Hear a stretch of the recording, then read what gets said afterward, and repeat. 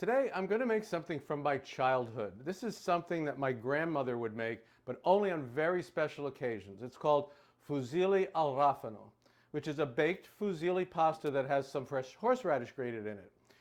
So first we're going to make the fusilli dough. This is a water dough. It's not an egg dough. So I'm going to put in, this is 3/4 of a cup of a soft flour like 00 or AP. It's 3/4 of a cup of a hard flour, semolina. I'm going to put in a pinch of salt. There we go, pinch and a half.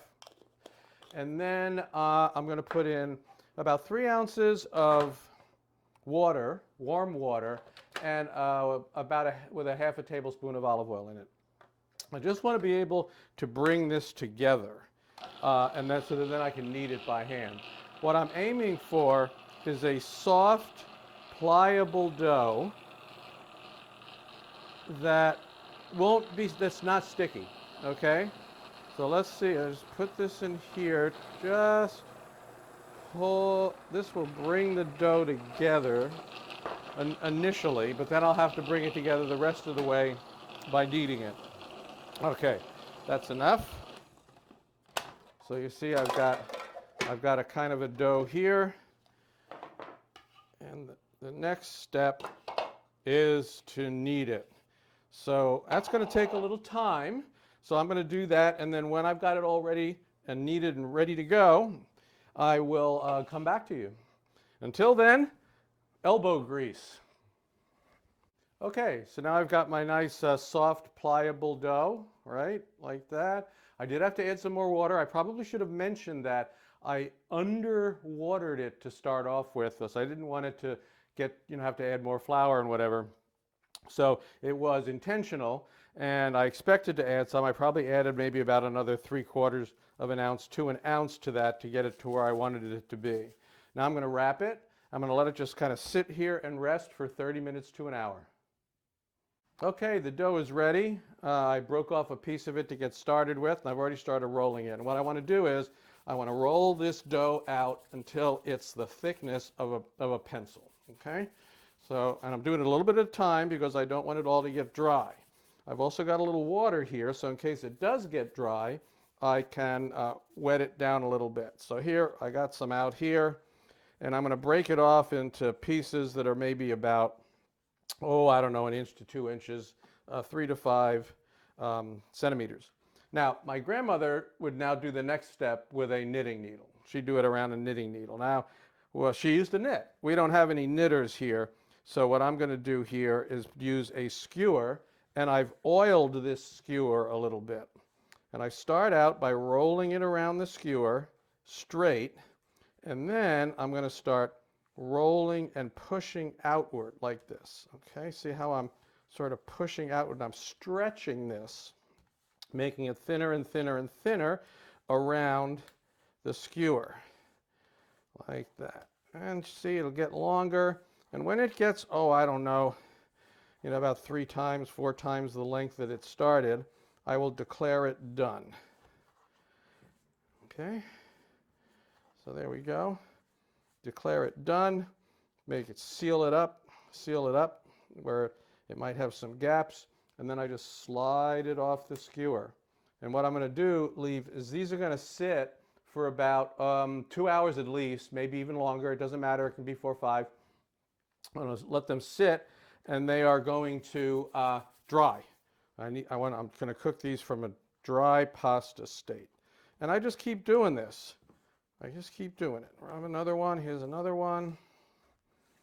Stretch, stretch, stretch, stretch. Yeah. Until I get it nice. Try and keep them all about the same size, pretty consistent. So. And there is my next one. So, as you can see, this is going to take me some time. So I will come back later and we'll cook these and assemble the dish, the Fusilli al Rafano. All right, I'm down to the last one here. It's a production, I'll give you that. And the dough did get a little dry, so now as I'm doing these last ones, I wetting the seam as I get it ready to go because it's just a little bit dry. And then, so here we got the last one here. And I'm just go ahead and stretch that out. It's a tedious process to keep doing all of these. Eventually they get stretched out, nice and rolly. And there you go. Last one, and you can see all of them sitting over here. These will be drying for a few hours, and then we'll be ready to cook them and assemble the final dish. So I'll see you later. All right, so I've cooked the pasta now in some salted water. It's come to the top. It's come up to the top, so it's done. And I'm going to take it and put it in this bowl here. And then I'm just going to add a little bit of sauce to that. Now the sauce, what I have for this is in a previous episode, I made meatballs and sauce, the way that we are used to having that. And so that's what I've got here. I'm going to take some of that sauce and put it in here just to keep things from sticking. Okay. There we go. All right, now I can start to assemble the fusilli al Rafano. So I start by putting a little bit of sauce in the bottom in my glass casserole here. Then I go and I take some of the pasta.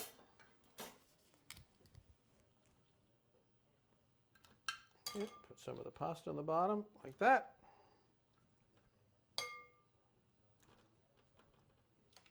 All right, pasta, and then I put in a meatball, some meatball. What I do is I just take the meatball and I break it up and I scatter it around.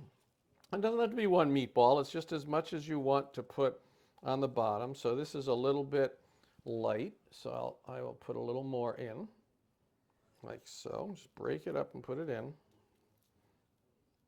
Okay. All right, and then this is the Rafano. I got a nice fresh horseradish here. So I'm just going to grate some fresh horseradish right on the pasta and meatball. I tasted this. This is a pretty potent, very nice horseradish we have here. All right, so I got that. I follow that up with some mozzarella that I've cut up into small pieces. And I scatter that around. Then I'm going to add some pecorino romano on top of that. And there's no real measurements here. You just kind of look and you sort of spread it out. Make sure you get a nice layer. All right, now we do it again. All right, here's some more pasta.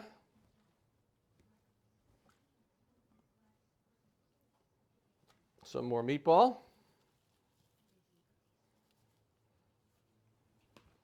Get another one out of here.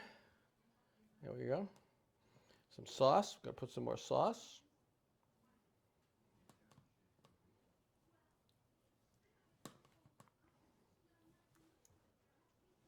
Meatball.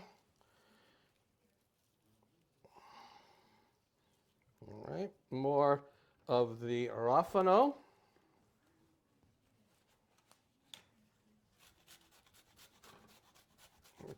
I'm filling up just layers of this stuff. Rafano.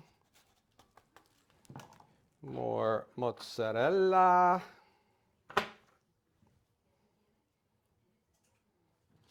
More pecorino.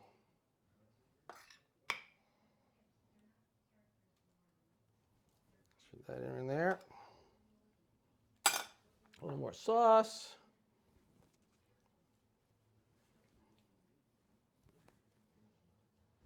All right, more pasta.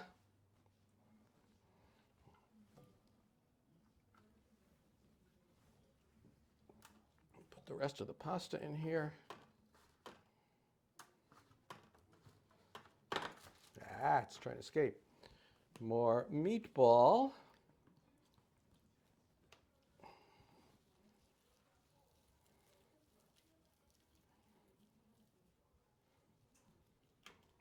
filling this thing up.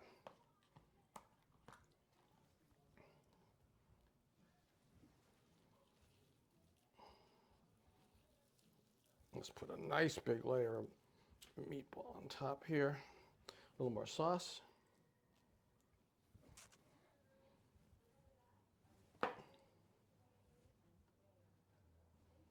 All right, more horseradish.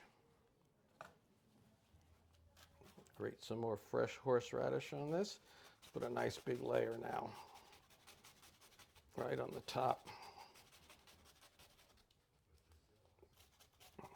You know, I tried to look this up on the internet, Fusilli al Rafano, and I couldn't find it. So this might actually be something that is, this might be a unique video, hard to say. All right, more horseradish. We put here the rest of the mozzarella. Put some more of this pecorino.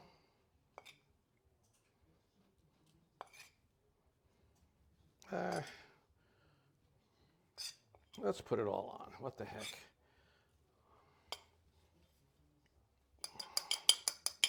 A little bit more sauce on top.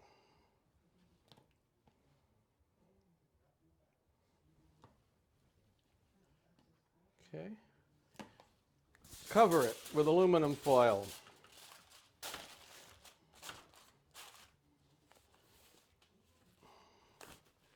And then this goes in a 325-degree oven, and it'll probably take about 20 to 30 minutes to heat it up. But keep in mind, everything in here is already cooked.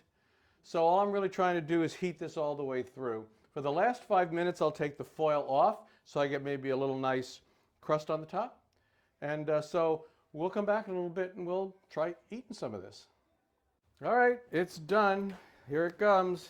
It's beautiful. Is it a little nice? Yeah. I'm going to give some to Donna to taste. Now this dish is from the Basilicata region of Italy, which is kind of in the south central part. And it is where my mother's side of the family is from. My grandparents on my mother's side are both from Basilicata.